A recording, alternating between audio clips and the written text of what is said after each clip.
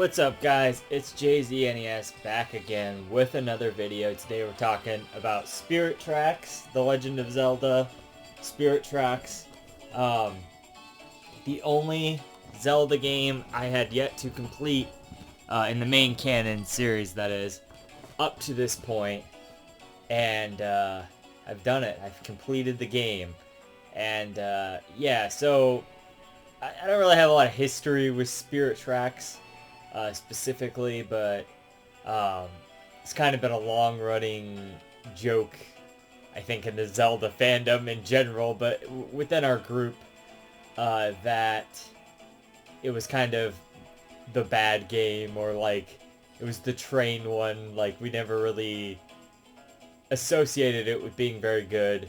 Also, Phantom Hourglass, you know, we kind of lumped them together as some of the lesser Zeldas, and like, yeah, you know, that's true to some extent, but honestly, I'm here to stand up for the Spirit Tracks, in some regard. In other aspects, it's a great Zelda game, and it really wants to be even better. It wants to be a 10 out of 10 kind of game, but there's some things just holding it back, you know.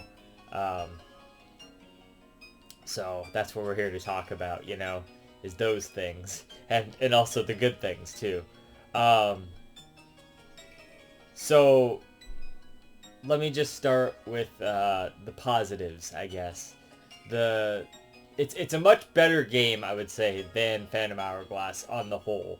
So I did enjoy my time with it better. It didn't feel as empty. It felt like a more vibrant world.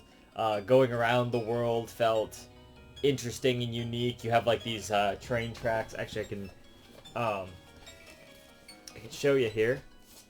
This comes with a whole map. I bought the guide online too, by the way. So as you can see, look at that world.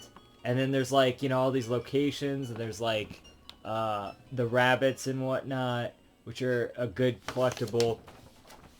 So as you can see, it's a much bigger world, or at least feels bigger. It feels like there's more dense content throughout the world, which is what I like in a Zelda game, is a lot of content and density to it. And yeah, that's specifically what makes this game a lot better, is there's a lot of good side content. A lot of it is just like, transport this guy here, transport this perishable item, you know, to this other side of the map or whatever. Which some of those missions could be really hard. The one where you have to do the dark ore really fucked with me, and I spent hours on that. And the something I noticed was that the difficulty in the cave, the hardest part of the whole thing was this cave, where you have to fight one of these like demon crab things that's like on the ceiling, which is normally not that big of a deal. But if you get hit once, you don't have enough ore to... only if you get hit once. You can only get hit once. And there's the demon guy who hits you a bunch of times. He's really easy to hit you. And it's all about RNG, whether luck is on your side or not, because he has like a few specific different kind of moves. Sometimes he'll close off. He has like an eye, you know, like it's like the typical Zelda, like a Goma sort of situation, where like the eye is the weak point. And much like in Phantom Hourglass and Wind Waker, you have a bomb, a cannon, as one of your train cars that you can shoot. And so you're shooting him, and you're trying to hit his eye, and he's like going all up and around the cave there. And sometimes he'll close his eye, and you have to like shoot these barrels to blow it open, but that takes up a lot of time, and his attack is like, he'll get closer and closer and closer to you, and then he'll pound in on you. So if you get to the barrel thing, you're pretty much fucked, unless you're doing like really good. And what I noticed, and so now on top of that, they have the Tektites. You know Tektites, the classic Zelda enemy, the Tektite, and they're also going through the cave, and they're a much smaller target than the crab guy. Thus, it's a really, because they can come at you too. If they hit you, or if the crab guy hits you, it doesn't matter. Either one will take away one of your ores and you're done. If you get hit twice, which there's a lot of the little Tektite guys that'll come after you, like that'll get you too.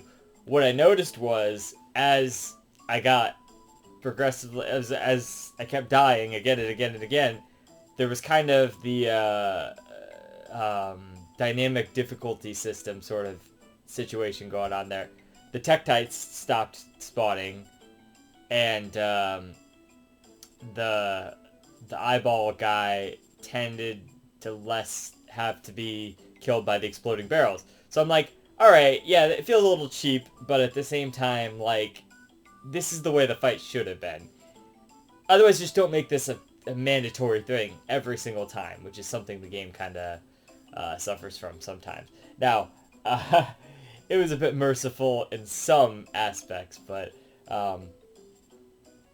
yeah, that was a really hard quest there, was that one. Once you get out, too, like, the ores, they go away really fast. I think I got there, you have to have 5 ores to make it, and I got there, like, on the very end of the 5th ore. There's no real time limit to show you, but, like, I was really pushing it, you know, of the time that I could tell. Like, I was, like, right on the edge of, like, losing that 5th ore and having to do the whole thing again, which would have been just excruciating. So, you know, what do you get from that? You get a Force Gem, which in this game, as you can see, you'll see the little Triforce thing there. It opens up an optional path. So let's open up to like one section here that we can kind of see. So if you see like down there, the forest realm, there's a lot of little optional areas that you can open up through these Force Gems. And so how do you get these Force Gems? Well, you do a lot of the side content, you know, the bringing the people around or helping people do this or that kind of thing. And I like a lot of that side content in Zelda. Obviously, my favorite Zelda game is Majora's Mask. Tons of side content there to do. And so I found myself really resonating with that aspect of the game. And it's something that this game did a lot better and made the world a lot more easily traversed than it did in the Phantom Hourglass. So I really appreciated that. And there's a lot of these like warp gates.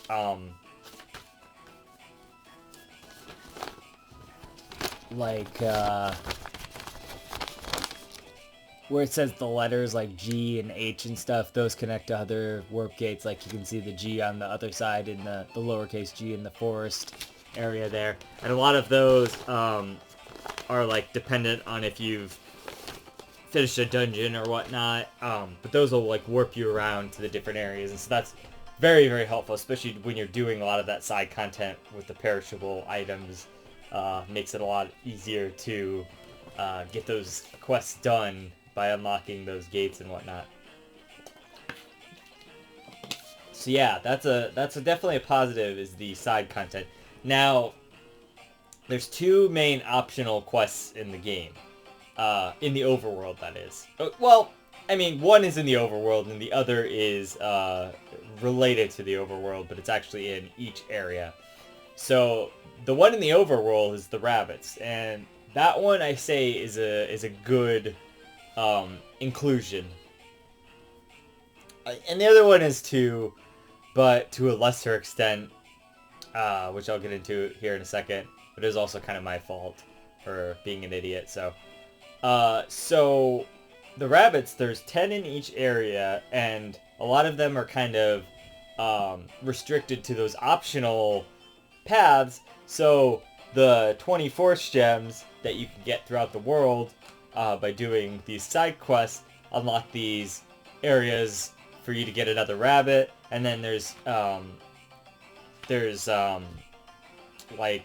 rewards for each time you complete a set of rabbits, or you get enough, like there's one for like when you get 10 or something where you get a heart piece. That's probably the best reward, but at the very end he'll give you a sword scroll that gives you the, when you have full hearts, that is, gives you the sword beam from the original Zeldas, but it's more like a wave thing, and I barely got to use that because I was never at full health, because, you know, a lot of things in this game like to hurt you. So there's that. Yeah, cool reward though, I guess, but it was a fun side quest regardless. It was kind of the rabbit catching minigame. You only have 10 seconds to get each one, and you're tapping on the screen, and your thing has a delay, so you have to like really time it well. You have like a net that you can catch the rabbits with, so you have to like really time that well. So that was kind of frustrating. And then they despawn until you like go out of the area and come back, or like it's like you go into a town or something, and you just kind of have to like reset it, and then you have to go all the way back to that area. Like the one up here at the top was annoying, or like number 6 there in the fire area, because I kept botching it, and so I kept having to go all the way from the Goron village, which is, all the way. Oops. More towards the bottom here, so you go all the way through all this, and that's fine. But it's just like, yeah, it was kind of tedious sometimes to like go and have to recollect the thing. So I kind of do a run of the area to try to collect all the rabbits, and then if I didn't get them, I'd just leave the area, go do something, and come back, kind of thing. Or near the end there, I was like just resetting by going to a town or something, which was kind of tedious, but I got it eventually to work for me, and I got all the rabbits, and so you get that scroll with the wave beam thing, and then there's the stamps you can collect, which at each of these like square locations, typically that one's I think's optional, but like I don't know, some of these squares are like notable areas. They're all like in each of the dungeons and each of the towns and stuff, and some optional islands. There's islands, like some optional areas. There's stamps and stuff to which you can stamp into your stamp book, and they're sometimes you'll have to like come back for them, like when you get an item and stuff, and that's kind of cool. That they have that sort of come back to it later mentality. Phantom Hourglass felt really like a kind of a setting the groundwork for this one sort of thing. It felt like the beta. Now this is the one with the personality sort of thing. I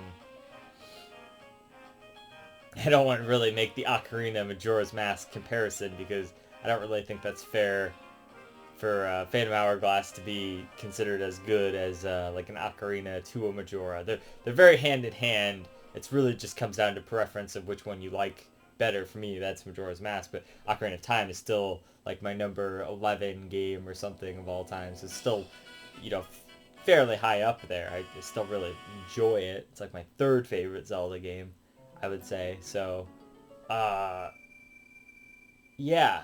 So, but point being that a lot of the groundwork setup was improved upon in this game. The item thing that I was talking about in the previous game. Well, hold on. First, let me talk about the stamps. So the stamps are like really hard to get sometimes. They're kind of in each location, so you have to like really look out for them or whatnot. The reward is initially early on you get this shield, which can't be eaten by likes, which is great. And so that's like the best shield in the game as far as I know. So that's nice that you get that. And then, it's not really likes that much in this game. They're much more prevalent in Phantom Hourglass. That would have been a much better thing to have in Phantom Hourglass, but whatever. So you get that, and then you get the engineer's clothes from the like intro of the game at like 15 in. And at this point, I had all of the rabbits, or the stamps. And so I was like, oh, okay, my reward was the engineer clothes. That sucks, So I played the rest of the game with them, and they're fine. What I think they really should have done there was give the engineer's clothes, like, the double defense or whatever. And this game could have really used it, especially in the final boss and all of that. That you have in every typically, like, good Zelda game, you get the double defense. Even, like, the Oracle games, you kind of have that. like throughout with the rings and all of that. The double defense. So yeah, like come on, that would have been an obvious choice. Like I don't know how you. The lore doesn't make any sense, of course. You know, why would the engineer's clothes have double defense? But I don't know, they're more durable or something. Fuck it. Who cares, right? Just make it double defense. Everyone would be happy with that. No, they didn't do that. But the real final thing, which I just would have had to probably have talked to him one more time. The only reason I didn't think that was a thing was because he didn't allude to it at all. And then he's also like, oh, come talk to me again if you want your regular clothes back. So I'm just like, okay. I'm not going to talk to him again because I'm kind of pissed right now about this whole situation. Spent all this time getting all these stamps and whatever. And so I felt a little gypped on that one. So I was ready to say that the rabbit one was good and the stamps one was bad. But then I found out that there's actually a second scroll, which makes a better spin attack, which would have been really handy in the final boss. Which you could only really get, like, around the time of the final boss. So it's, like, really only used for that. But it gives you a better spin attack or something. And I missed out on that because I didn't talk to him again. Because I thought the engineer's clothes was the reward. And I'm just like, oh, okay, whatever. So I guess, like, the way he said it was like, oh, you've been to all these places, and, oh, wow, you know, your crazy journey. Here's the engineer's clothes. So I'm just like, oh, I guess that's it, you know? Why would I have any reason to believe? But I was just an idiot. I should just talk to him again. Anyway, so pro tip, talk to him again if you're in that situation. So yeah, they're both kind of worth doing, I suppose. I've alluded to it. Let me just talk about the final boss really quick and get all that negativity out of the way because I've got a bone to pick with that. They don't really set up Malladus, the villain, to be that, like, great or whatever. Really, he takes out Zelda's soul out of her body, her spirit, I guess, because spirit tracks, out of her body, and then he takes over her body, and they don't really do much with that. But that's a thing. That was kind of his plan or whatever. But that's not even Malladus' plan. That's fucking dimwit asshole's plan. The guy that I hate. That I can't even think of his goddamn name. What the fuck is that guy's name? Cause I fucking hate that guy, and he's part of the reason the final boss sucks so much.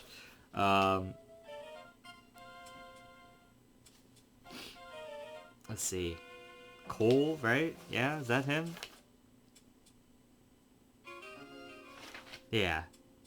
The, like, her aide or whatever, is her, like, diplomat, counselor, chancellor, whatever the fuck he is, Cole, that asshole. I didn't pay him much mind. I didn't even give a shit about him. You know, he wasn't that bad, or I didn't even care about him at all. He was supposedly the villain. He's who kind of let Malladus out or something. I don't know. The story's not, like, super in-depth in this game. It really doesn't make that much of a difference. It's probably better than Phantom Hourglass. I don't know. There wasn't really a story in that game either. But, and other than you, like, trying to get home or whatnot. But anyway, so this guy, Chancellor Cole, or whatever, that's what I'm going to call him. I don't remember, like, what his title was. I think that's it, right? At the beginning of the game, he does this, and he takes Zelda's spirit out of her body, and the whole game is like you trying to get them back together, her spirit and her body, so she can be Zelda again. Which I thought was pretty cool, especially because then Zelda's like your companion character the whole game, and I'm like, wow, that's really cool. So we'll get back to that. That's definitely worth mentioning. But yeah, Chancellor Cole is the biggest fucking asshole in the world. Now, as far as the final boss goes, there's one section where you're on the train and you're killing the train enemies that you, like, have seen in the world and you couldn't really defeat up until this point. You get these, like, tears of light that you've gotten in the Tower of Spirits the whole time, or whatever. And you finally get to kill some of these guys. I would have liked to have seen that in the actual game, you know, outside in the world or whatever, so to where you could maybe get this power up and go Pac-Man on them, because that's basically what it is. They're like power pills, and then, like, the little area there, you just kind of ride around it before you run out and try to defeat the 6 enemies kind of thing. That part was pretty alright. Didn't mind that. Gracefully, they cut the parts into segments, except for the final part, which we'll get to that. But so if you die after that train part, you don't have to do that train part again. And I was really worried about that because I had the second train part where you're actually fighting the Maladus train. He like goes into a train or something. It's really silly looking. This is like Thomas the Tank Engine bullshit. He's the most diesel of trains out there, this Maladus guy. But that part was even pretty cool. I didn't mind that part. You're kind of like jumping between tracks, and he's like trying to cut you off and stuff, and he's got like all these like lasers and like barrels and shit on the side of his like carts and stuff. It's actually pretty cool now that I'm thinking about it. They didn't really, well, okay, they did do the ghost ship fight in Phantom Hourglass, but that wasn't anything compared to this. This was actually a pretty good fight. The only complaint I have about that is at the end in the third segment, because each segment is kind of timed. You only have so much length of track before you just like fall off or whatever. In the third segment, unlike the previous two segments where you're just taking out his weapons, you actually need to take out him. So you're going alongside of him, and you're trying to take out these lasers, and then he just is kind of there, and you're like, oh, okay. And then he does the lasers again, so you're like, okay, I need to take out the lasers to progress. Well, it's not about taking out the lasers this time, it's about hitting him in the face, which has like never been a thing before. So I was a little bit confused about that. And sometimes the game will throw stuff like that at you, but like, you know, I wouldn't say it's too often, but those things kind of can get annoying. You know, some more Oracle of Ages, Phantom Hourglass bullshit. But you know, like, whatever. Like, that part was fine, whatever. His face was his weak spot. Okay, that makes sense. I get you. I probably could have figured that out if I didn't have a guide or whatever. Not that I could figure out this next part, but this next part was extremely annoying. The worst part. I have not yelled at a game so much as this part in a long time. There's a part now after that where you're on top of the train. Maladus takes over Zelda, and Chancellor Cole is kind of like flying around. She's got this thing. So I guess we got to talk about this so I can explain this. Zelda is a spirit, and so she can go into these, like, you know, the armor dudes, you know, the knight dudes in the last game that like would hit you and they'd be like, and then like take your time away and shit. Yeah, so in this game there's a Tower of Spirits where it's very similar to the Tower of the Ocean, the Temple of the Ocean King from the last game. You keep coming back to this after each dungeon, and more will be unlocked. But this time they just don't make you do the previous part, which is a good idea, and that's what everyone kind of liked. And the most tedious part is you just have to like climb this staircase and up until the top, and it just takes a little bit, but whatever. It's not so bad. And you can go back into those areas, and much like Phantom Hourglass, there are some treasures and stuff that you can kind of get easier later, or you can get later. There's not as much of that, obviously, because they don't want to encourage you to go back and like look through those areas again, so that people are like, oh, they made me go back, you know, whatever. Like, nah, they don't make you. You just do that if you want to. So yeah, so you'll keep consistently going up. There's like 30 so floors of this thing, which is pretty cool. That was all fine and whatnot, but in there's these segments, and each one, before you can kind of do anything with anything, you have to collect these drops, these tears of spirit or light or some shit like that. And there's 3 of them in an area, and then what that'll allow you to do is to slash the enemies there. Did they make you do that in Phantom Hourglass as well? I think there was something like that in Phantom Hourglass as well, if I remember correctly. Yeah, anyway. So you get these like these collectibles or whatnot, these 3 of them. They'll let you slash the back of those knight enemies, and then you can take them over with Zelda. And so there's a few different kinds of them. There's like a flame sword one. There's like just a regular one. the regular one, you can like ride on top of his shield and stuff, over like lava and whatnot, which is pretty cool. And that also like there's a lot of like mechanics of like, you know, higher levels that you can like shoot a thing, or you could like jump to another platform when you're riding on top of his shield kind of thing. That was all really well thought out, and I liked that. There's a rolling one that'll like knock over like these big Armos statues and stuff like that, and like be able to roll over certain areas and stuff. The only problem with that is you can't get on top of him with the shield and all of that.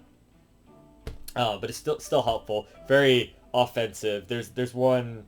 There's like a segment later on where you have to fight a bunch of guys and whatever, but you can basically just stand in the corner and have Zelda trace the line with Zelda to like run into all the enemies as the rolling ball one, and it's so easy once you do that, which is nice. So yeah, so that's good. And then there's a flame sword one, like I was saying. He can like light torches and stuff, which they use that for some puzzles and like some dark areas and stuff. And then there's one that could warp, which is pretty cool. So that one you can get, and you can warp between the little eyeball looking dudes, you know, the ones that like busted you in the last game, and the knights would all like converge on you and like hit you with the time thing, and you'd be like, oh my god, I'm so frustrated. So yeah, they have that. They have the safe zones again. The only difference now is if you get hit, you lose a little health and you go back to the beginning of the area. That's kind of how it should have been. I get the whole gimmick was the Phantom Hourglass or whatever in the last one, but we don't need to do all of that. You know, like, not having a time limit on things is better. And they learned that lesson for that, but they didn't learn that lesson on a few other things, which we'll get to in a bit here. Anyway, all of that to say is Zelda can possess these knights, and so it feels like you're like actually going on this adventure with Zelda. You are going on this adventure with Zelda, but she's a personality in this game. You can actually experience and hang out with Zelda and like go around the world, and she helps you with puzzles and stuff. And it's like, wow, mind blowing. Like, holy shit. Like, why isn't every Zelda game, and not every Zelda game, I don't want every Zelda game to be like that. Like, Majora's Mask and Ocarina of Time and stuff are fine without it. But this needs to be, like, used more, you know? Like, let's have some sections of the game where we can have Zelda help us or get to play as Zelda or something. I like that. I think that'd be cool. You know, maybe in Breath of the Wild 2 we'll get that. I don't think so, but she is in the trailer, so, first trailer. But, you know. So, yeah, you know, whatever.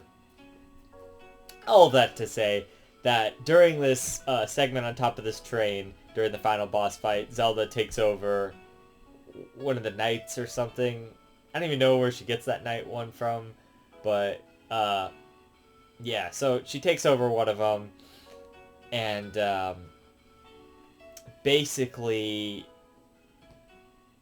you have to guide her forward to where possessed Zelda's body is, and she's like shooting these laser beams down at you, while Chancellor Cole circles around you and shoots these little mice at Zelda, and then whenever the mice get near Zelda, she's like, ah! She's all, you know, damsel in distress bullshit, which she's so badass in this game, it just seems weird that, I guess they had to have something that she'd get afraid of, so she gets afraid of these mice, and then the mice possess her, essentially, and then, like, Chancellor Cole, like, gets his strings, so you have to, like, use the boomerang to, like, hit the strings, but she, like, comes at you, and really, this would not be so bad, but the fucking knockback is just atrocious.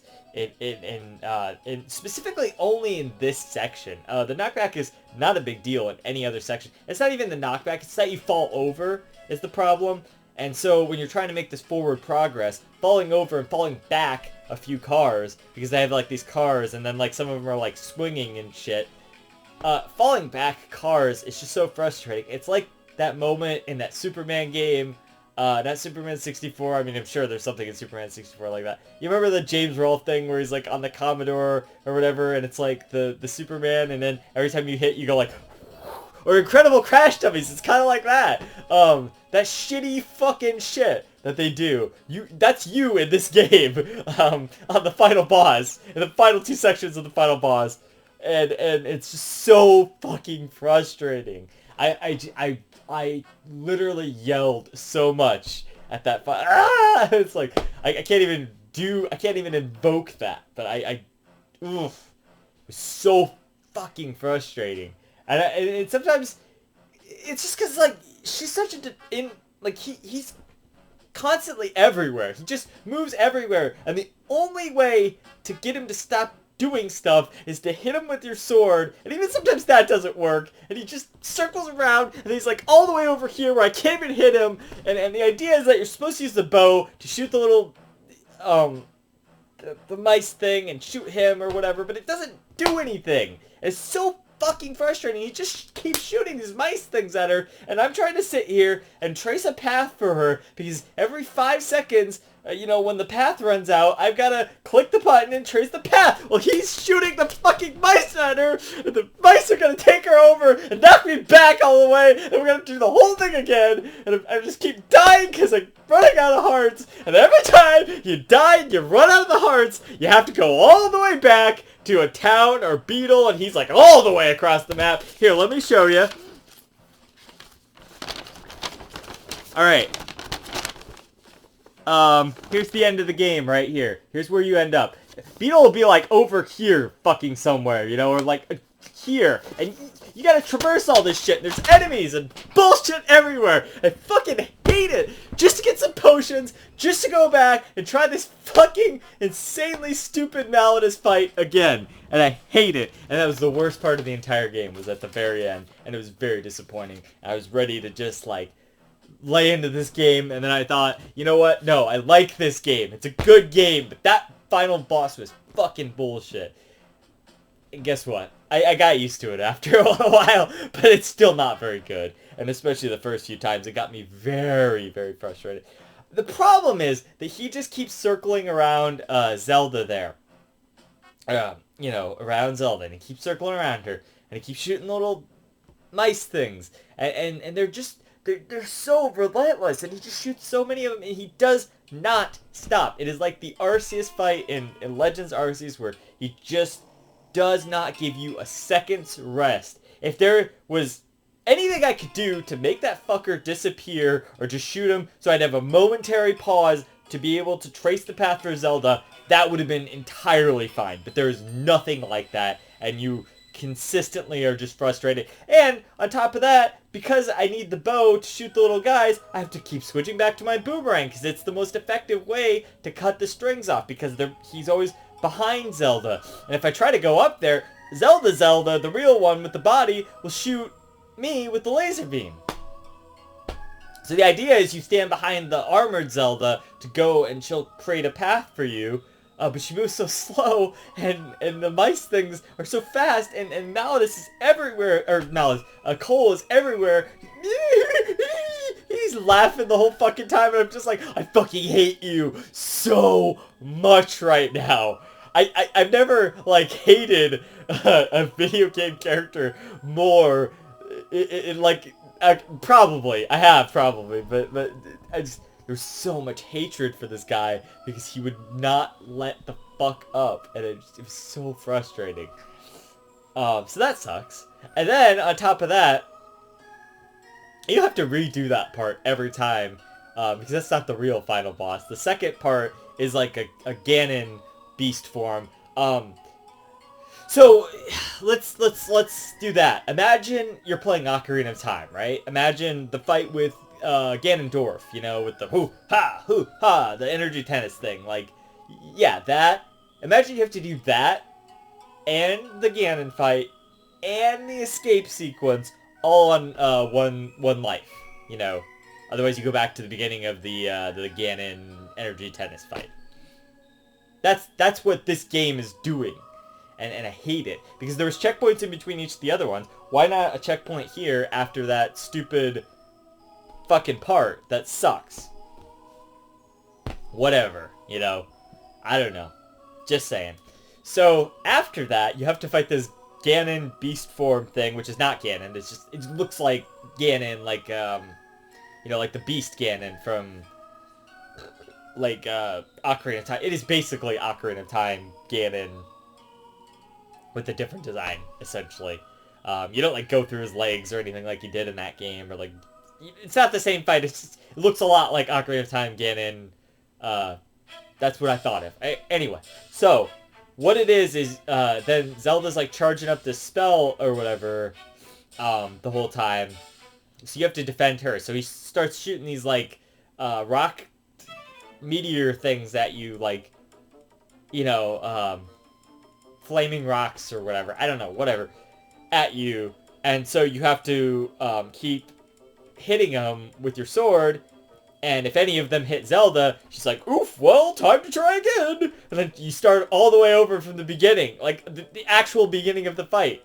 Because he doesn't, like, he has, like, a pattern. He'll do, like, 1, and then he'll do, like, 3, and then 2, 3, and then he'll do the ones that go to the side of Zelda, so you have to, like, go over here and hit them. And then there's, he'll do ones where there's, like, 4 of them at the same time. You have to do a circle slash on that one.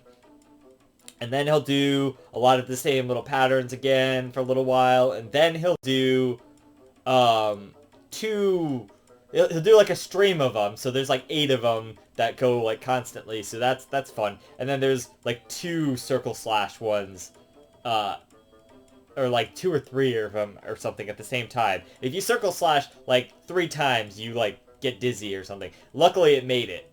Luckily I didn't have to do that more than once. But all of that you'll have to do again if you get hit, if she gets hit once. And in turn, if you get hit, probably once. You're gonna have to do all of that again, from the beginning. From number 1, you know? Okay, so that's stupid. But it doesn't have, why should it be like that? It doesn't have to be like that.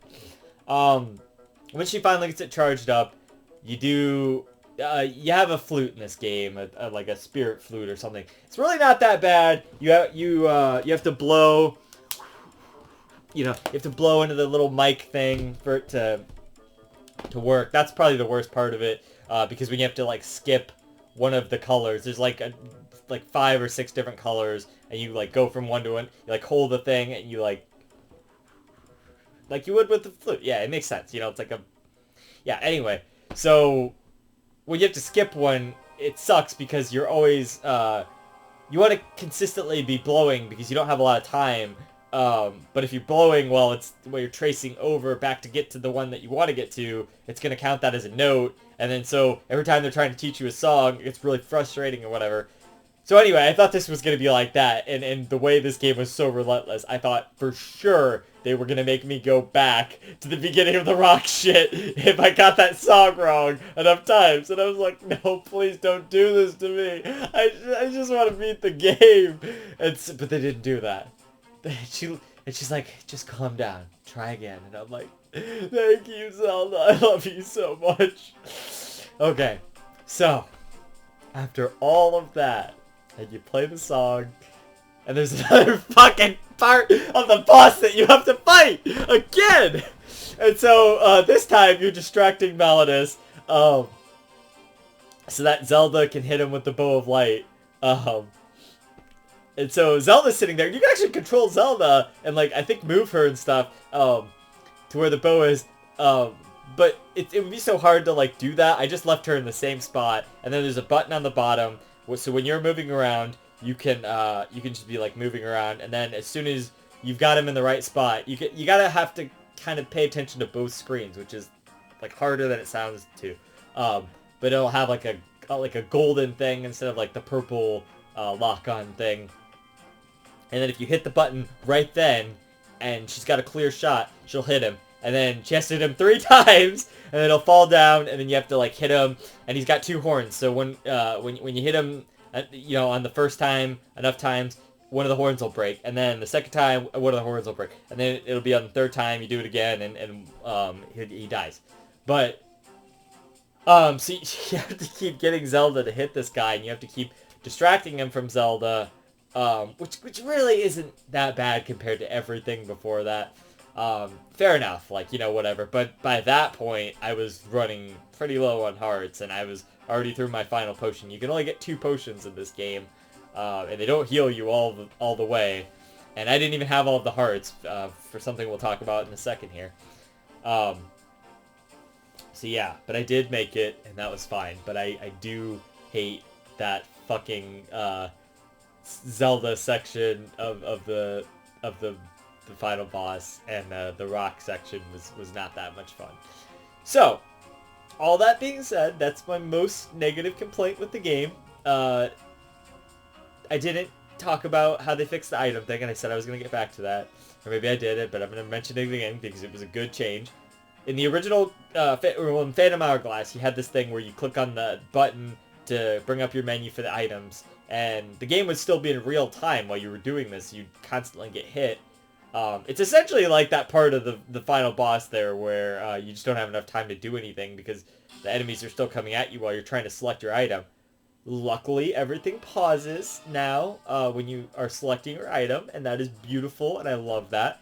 That is great, but still switching between items can be a pain sometimes, like I mentioned, between the bow and the boomerang there was kind of a pain in the final boss, especially when you're constantly switching because Zelda got taken over by the mice, and you're like, oh, I don't want to do this. I want to move on. I don't want to do this anymore.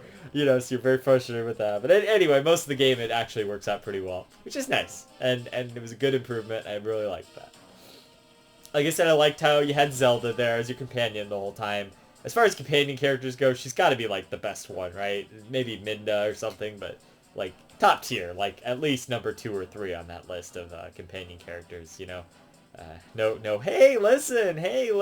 None of that shit. Yeah, I don't mind Navi, but I'm just saying, like, whatever.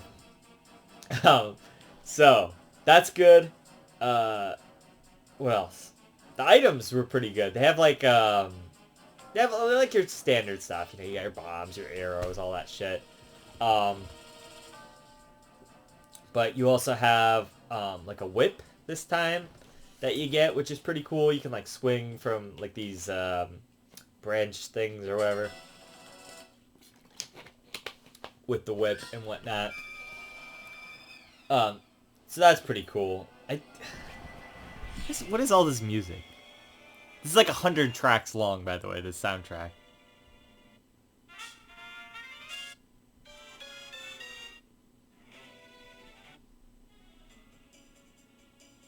This is what I was looking for. Okay. So let's just jam to this for a second, because I want to talk about the items. Yeah, they're all pretty good. Is this gonna be... Where's like the main theme? Is this? Yeah, here we go. Okay.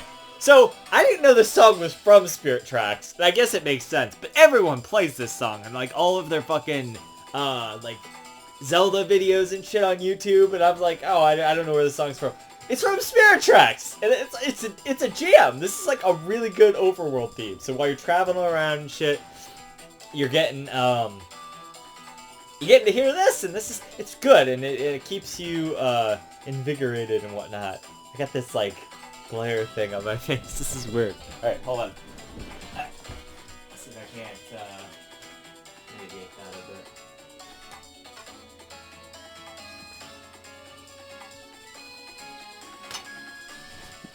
Did it work? Hey, okay. Anyway, so, oh my god. Here, I'll just move over a little bit. There we go. Oh, this one? Okay. It's like that. So, yeah. Whatever. All right, you get to have a reflecty, John. Anyway, so yeah, very good. It's a very good track. The soundtrack to the game is also pretty good overall. So I like that a lot. Okay, so yeah, the soundtrack pretty decent. This being a jam for sure.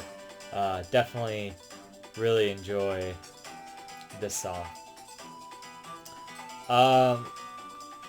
Graphically, I think the game looks good. But if I can I just like yeah, let's see if that'll work. I think it holds up really well graphically. It's really distracting to like my eye vision and shit. Anyway, yeah, so like graphically, I would say even it looks pretty good overall.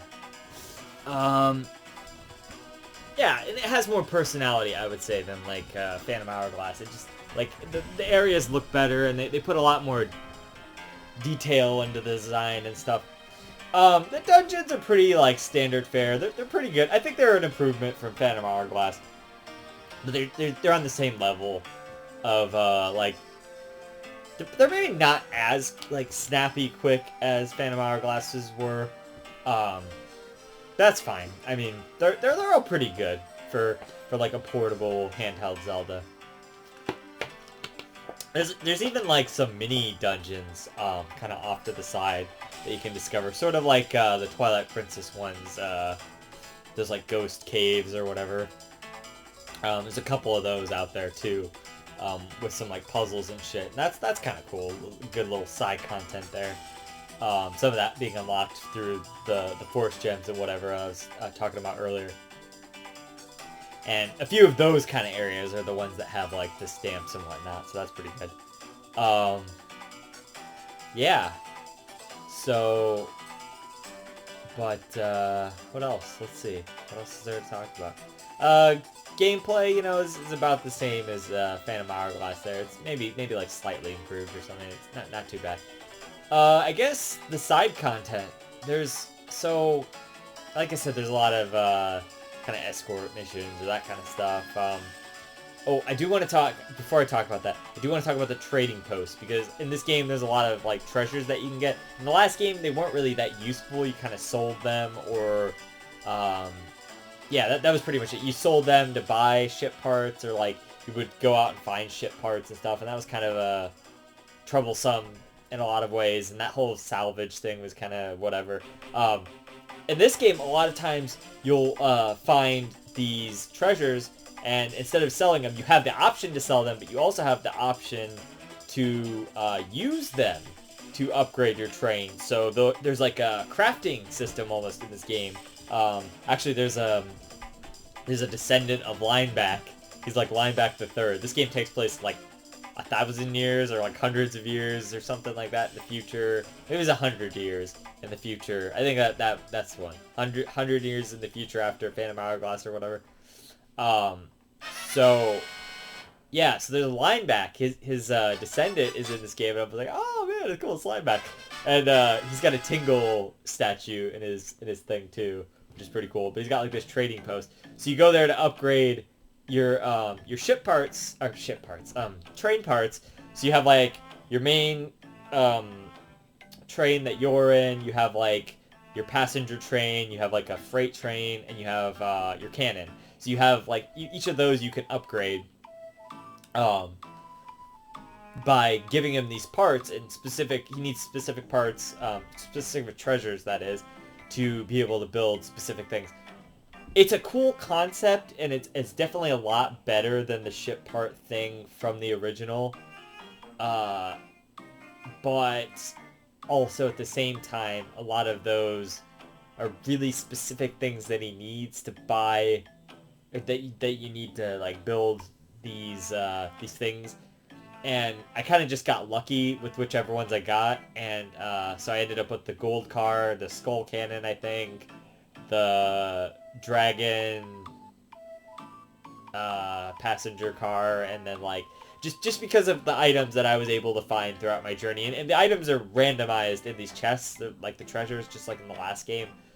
So a lot of times you're not necessarily getting the ones you want, so either you're gonna have to go out and like grind certain things, or I don't really even know how you would do that though. So if you had better access to those treasures, you can get treasures through one of the mini games, which the pirate one, where you like go into this pirate's hideout and you like take out all the pirates with your bow, which is a good segue into the next section, the mini games. So there's one that at this pirate's fortress or whatever, you go in there and you like, it's basically a shooting gallery in a sense. There's also a Goron shooting gallery, which I never did because apparently like it's really not that worth it. I don't even know if that one had a heart piece. There is a heart piece, I'm pretty sure, and like a quiver at the pirate one. Maybe the Goron one had the quiver actually, but the pirate one had it was just impossible. There was no way I was going to get their high score or whatever without like a ton of practice, and I'm just like, I don't fucking have time for this. So I did like the first one and got something from it, and my point is, every time you do that, I think you get like a treasure or something. So if you don't get the high score, I mean, if you get the high score, you get like a heart piece or something. So I missed that one. I missed like 5 heart pieces. There was that one. There was this whip mini game where you like swing through these things, and just the sheer like amount of like preciseness that would have taken as well. I was just like, I'm good. I got like the first whatever it was on there, and then I said, I'm good. I'm not gonna get the heart piece there. So I didn't get that one, but I did get whatever the first one of that does you. And then there was, I talked about that one. Which one? What else was there? I don't know. There's a couple other mini games like that around. Oh, there was this like dungeon one where you go through and just fight as many enemies as you can. The first section of that gives you a heart piece, so that's pretty worth it. And after that, they probably gave you some good stuff too. I just didn't really engage with that one at all either. So the songs in this game, let's talk about those. Not the soundtrack, but the songs for your like flute, your ocarina or whatever, you know, of sorts. You use them. There's one called the Song of Awakening, or something like that, and you use that one to get the gossip stones or whatever to talk to you, and they can tell you where the treasures are and stuff. I didn't bother with that this time around. I just kind of went by the guide, and then they out in the overworld, they can like, they were usually where a few of them is where you would get new songs or something. There was like song stones that they eventually like stopped using like partway through the game. It's really weird. Anyway, so yeah, like so you learned a few songs for that. The really useful ones were the Song of Birds, which would summon birds to you, and you could use your whip to hang on to their hook, and they'll like take you around the level to a certain spot, and so you can get certain treasures and stuff with that. That was a good one. Song of Discovery was just like basically a bullshit, like, oh, here's a arbitrary spot we'll tell you about, or like, here's an arbitrary spot we won't tell you about, and you don't have a shovel in this game, so you just go play there, go there and play the Song of Discovery, and it might make a treasure chest appear or something. So I was like, yeah, this is kind of some cryptic bullshit stuff, you know, some like really well hidden secrets or whatnot that aren't always the most fair. Those kind of cryptic secrets or whatever.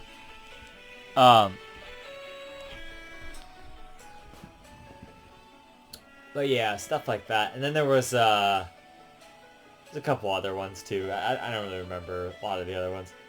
Anyway, there's like so before you go to each temple, there's a sanctuary. So there's like somebody who will teach you a song in each one of those, and it's always like the most bullshit thing to learn these songs, like I was talking about earlier. So whatever. Anyway, yeah.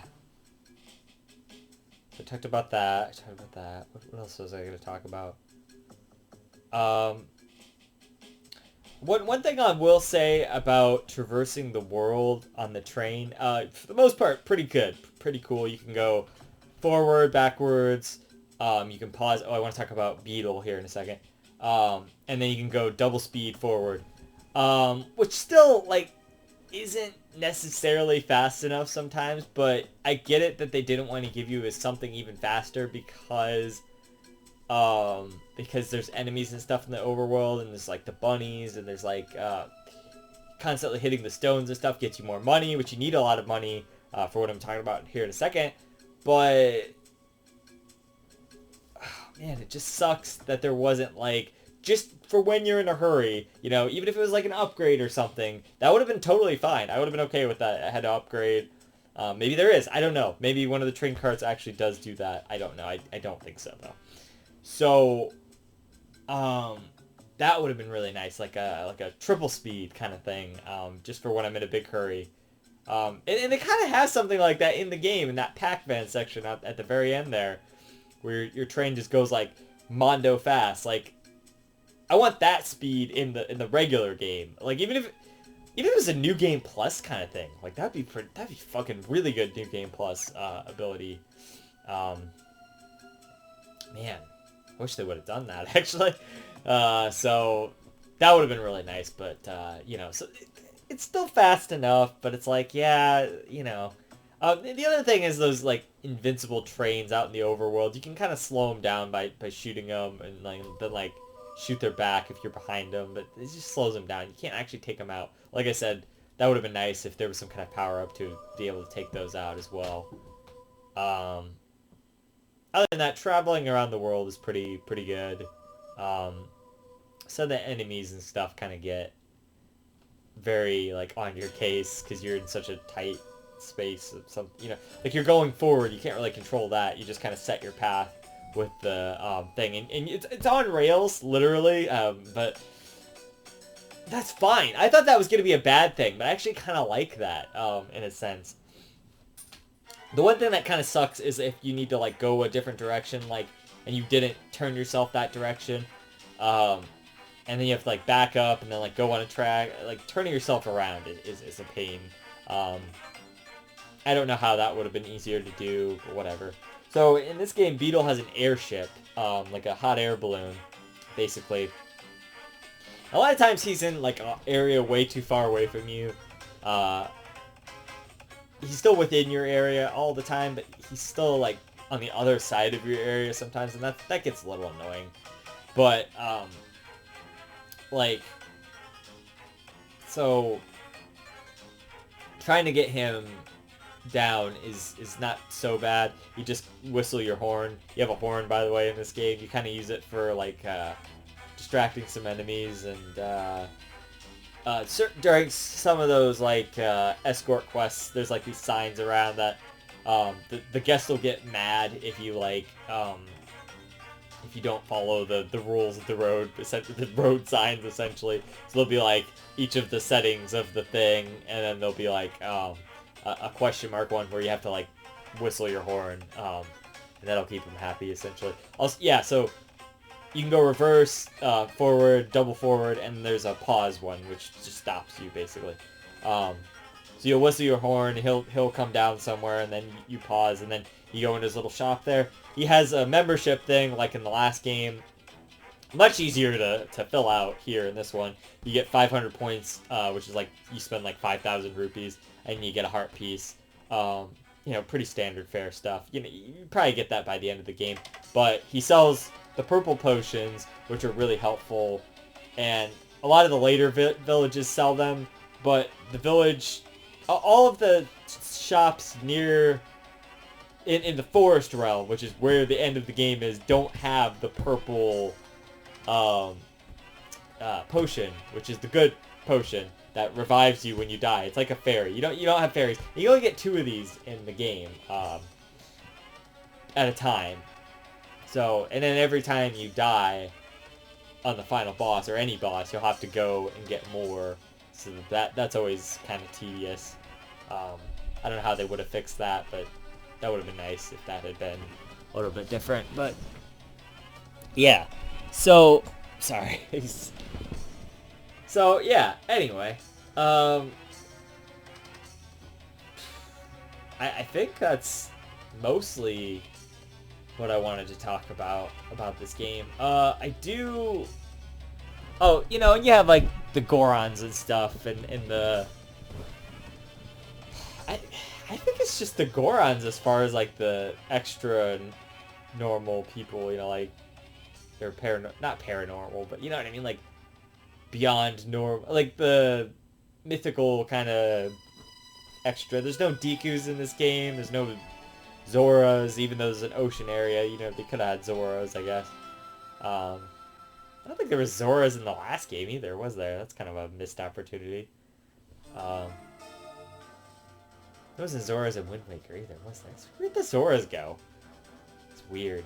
They turned to the Rito. Where'd the Rito in this game, you know? I don't know. Anyway. Point being, I think Gorons are kind of the only, like, out there sort of ones in this game. The rest are, like, mostly just, like, the, just people. So, yeah, but that's fine. But, I like each of the areas. I like the design, the layout. Doing the extra stuff kind of feels rewarding because, you get new area to explore in the overworld, and sometimes we got like a heart piece or treasure or something, which is nice, or rupees, which you need to kind of, you know, buy your potions, buy the treasures. You can buy treasures at each of the shops too, and Beetle sells treasures and stuff, so that's helpful too. So that is one way of getting treasures. So there you go. That's helpful. But yeah, like, I don't know. That's pretty much it, I think.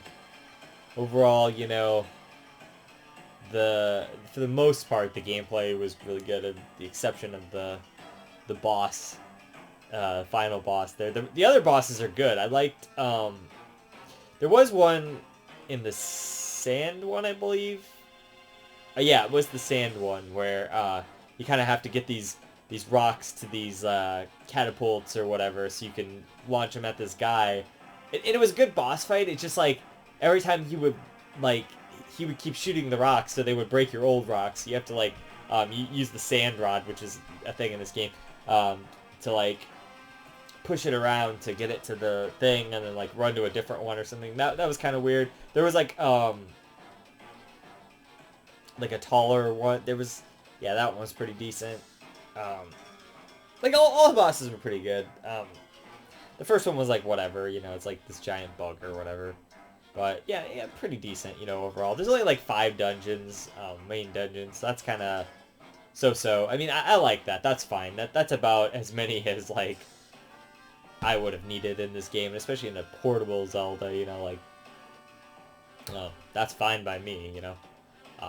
And a lot of that's made up by, like, the side content of the hours and stuff you're going to be spending there. So there's a lot of good content here in the game, and I do enjoy that, and I appreciate that. So yeah, pretty good. The music's pretty decent. The graphics are good. The gameplay pretty good. They made a lot of improvements over Phantom Hourglass, and I like that. You know, with some minor things, and really just difficulty stuff is what it really comes down to. Some of the mini games are like way too hard and that kind of stuff. And a lot of that comes back to the touch controls again. You know, you can love them or hate them. I think they're fine. I do think they're a lot better than the Phantom Hourglass, and it feels good, you know? It's not so bad. Would I prefer button Zeldas? Absolutely, but these were a good experiment, and I think they stand as unique for that. But yeah. But overall, I liked the game with, like, let's say, you know, there's maybe like 10% like negative and like 90% positive, but I don't think I'm going to give it a 9 out of 10. I think I'm going to give it an 8.5 out of 10.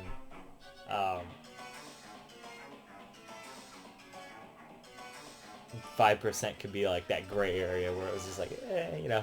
So there you go. But yeah, I do like the game overall, and you fix a few of those things, and I could have given it a 9 or maybe even higher out of 10. But it is really fun overall, and I found myself wanting to play it, you know.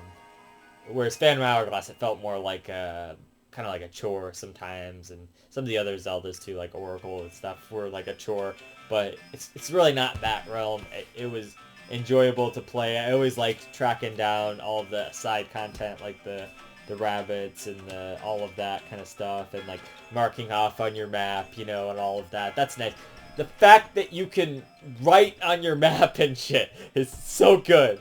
They announced something like that for Pokemon, like where you can set markers or something. I don't know, in the most recent trailer, and I'm like, oh my god, thank you!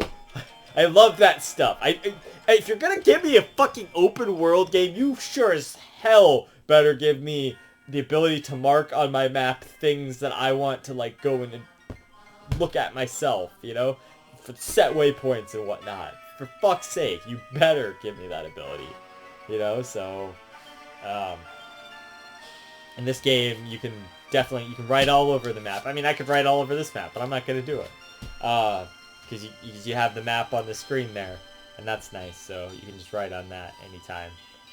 There was far less like, hey, write this on your map and stuff, like, in this game. So that was kind of nice.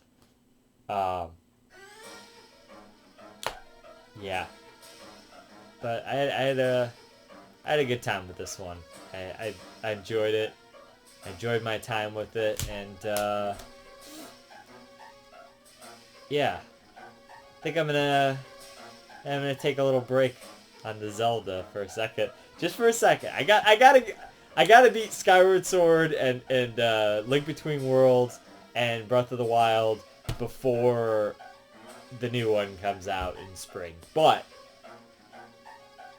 I do want to play some horror games for October, and I also have some games like Scott Pilgrim I want to finish, and so I want to play some of that. And then Pokemon's coming out, obviously, in November 18th there. So we'll see. I need a break, because I don't want to just jump right into Skyward Sword after this, and then get all burnt out and whatever. You know, with the bad taste of the final boss of this in my mouth, I'll have a negative perception on Skyward Sword and its bullshit. So I want to come into that refreshed and ready to go, and power through the rest of the Zeldas there. But, you know, I'll probably jump into some horror games here. What was I gonna do?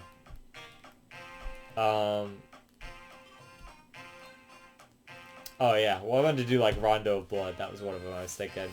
You know, horror, question mark, yeah, kind of. So that way I can finish that up and be able to play Symphony of the Night whenever I want to. And then, I don't know, maybe like Fatal Frame or something. Be nice to get done. I'll look through my backlog there, maybe see some horror games like Enemy Zero. I know I still gotta get to that one at some point. And, yeah, I don't know.